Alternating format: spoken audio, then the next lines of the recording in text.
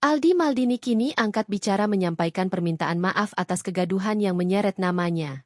Sebelumnya, pemilik nama lengkap Alvaro Maldini Siregar ini diduga melakukan penipuan terhadap fansnya sendiri dengan modus melalui event berkedok dinner bareng. Lewat unggahan di akun Instagramnya, Aldi Maldini mengakui kesalahannya. Teman-teman semua, atas semua kegaduhan yang terjadi saya sungguh meminta maaf. Maaf karena mengecewakan banyak orang, sahabat, keluarga dan siapapun yang selama ini mendukung saya, katanya.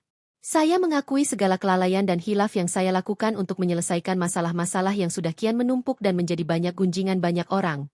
Tulis Aldi, Sabtu, 10 Mei 2025.